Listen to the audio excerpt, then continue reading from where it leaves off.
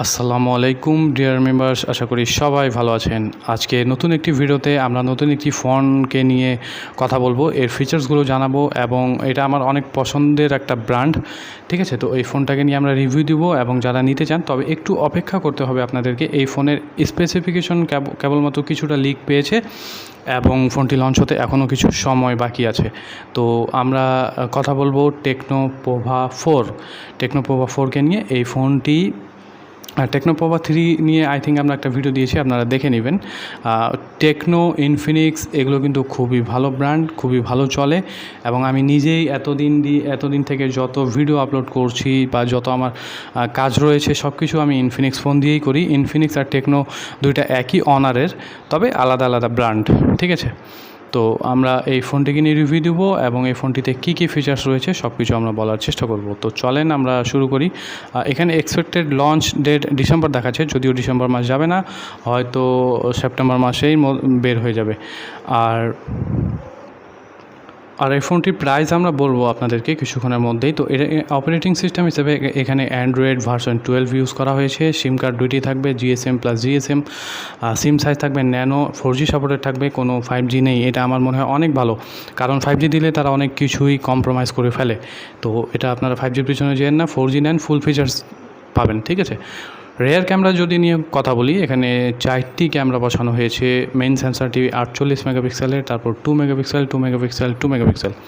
Front ক্যামেরাতে এখানে 8 মেগাপিক্সেলের সেন্সর বসানো হয়েছে, যা খুবই ভালো একটা সার্ভিস দেবে। আই থিঙ্ক ইউটিউবিং করতে পারবেন।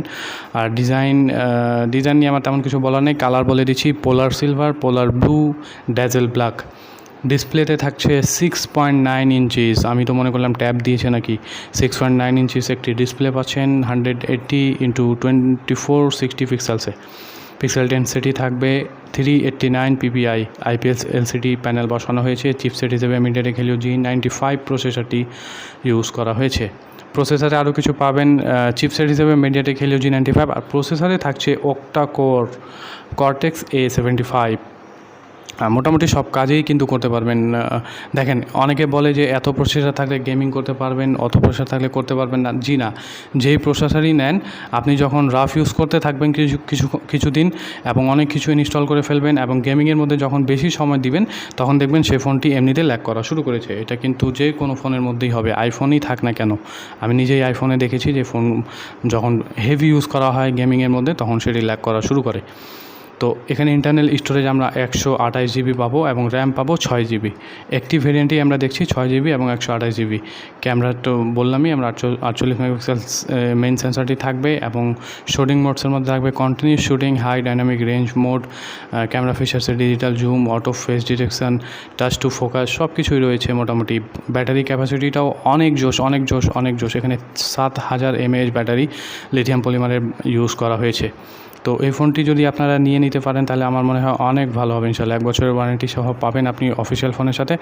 আর এটি হয়তো 24,000 টাকার মধ্যে বাংলাদেশে ইনশাল্লাহ আপনারা পেয়ে যাবেন। 24,000 টাকা যদি ইনভেস্ট করেন, আমার মনে হয় খুব ভালো জায়গায় ইনভেস্ট হবে। এমনিতেই বাংলাদেশে ফোনগুলোর প্রাইস অনেক বেশি বেড়ে যাচ্ছে, আর কোনো ফোন লঞ্চ করছে না।